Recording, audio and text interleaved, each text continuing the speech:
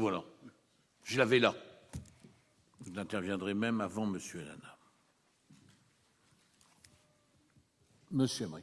Oui, monsieur le maire, mes chers collègues, au moment où je prends la parole ce soir, je ne saurais oublier que des familles entières baignent dans une incertitude totale, à la fois du fait d'une gestion, je dirais, très inhumaine de Total de sa décision et de l'inaction du pouvoir politique, puisque depuis 6 mois, des centaines de familles sont dans l'incertitude, fermera pas.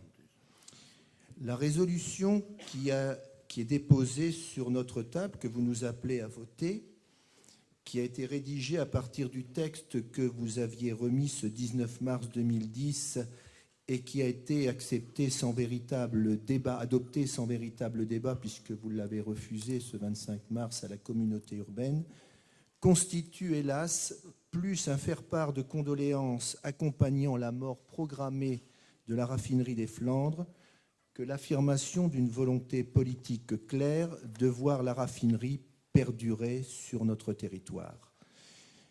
Je ne peux m'empêcher de me remémorer qu'il y a encore quelques jours, c'est avec une emphase presque surjouée que M. Percheron, venu on ne sait pourquoi à Dunkerque le 19 mars, déclarait « Nous sommes tous des totales ». Hélas, le vide des mots se heurte au choc de la réalité, mais il faut bien dire que dans cette affaire comme dans d'autres, les socialistes sont dans la posture et le déclaratif. Cette fermeture, pourtant, il semble qu'il y a un certain temps que vous l'avez acceptée.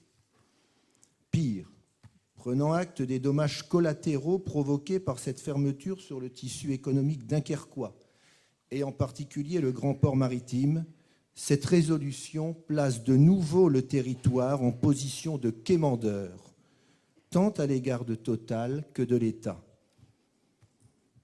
Cette résolution a le défaut majeur, mais je vous l'ai déjà dit, monsieur le maire, mes chers collègues, cette résolution a le défaut majeur de désigner des boucs émissaires, Total et le gouvernement, plutôt que de s'interroger ou de vouloir faire l'inventaire de nos propres faiblesses.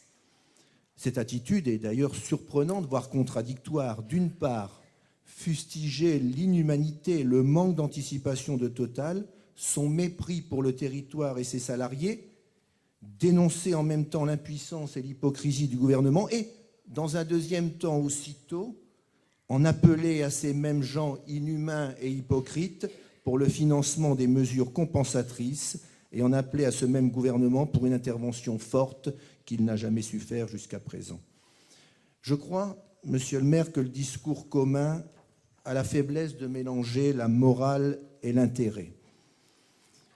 Pour peser sur la décision de Total, il faut à la fois agir au plan de l'intérêt et savoir mobiliser bien au-delà de notre territoire dans le but d'inverser le rapport de force avec cette multinationale qui est la première capitalisation boursière de France. Or, ce rapport est aujourd'hui en notre défaveur. Vous devez vous interroger sur le poids de la fiscalité. Et je n'ai pas l'intention de dire uniquement la fiscalité locale. Je lisais, c'était vendredi, dans le Figaro, « Raffinage en France, la mise en garde d'Esso ». Et le PDG d'Esso mettait en évidence les handicaps dont souffre le raffinage dans l'Hexagone. Je cite, « Certains sont structurels, comme l'addition des taxes auxquelles nous devons faire face, plus de 50 millions d'euros par an contre 8 millions en moyenne dans les autres pays européens.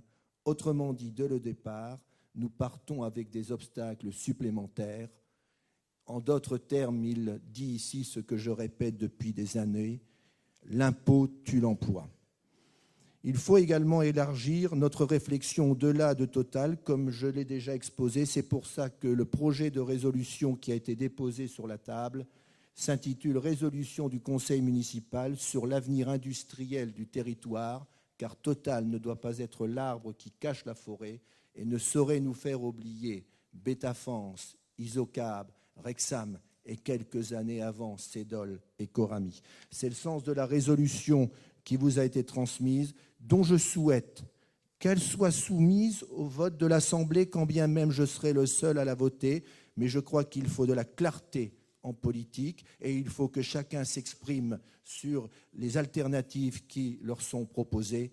Je ne peux également, sans vouloir faire d'attaques qui n'ont pas lieu ici dans ces circonstances, regretter le silence assourdissant des représentants de la majorité présidentielle que certains dénomment déjà ici l'union des muets présidentiels.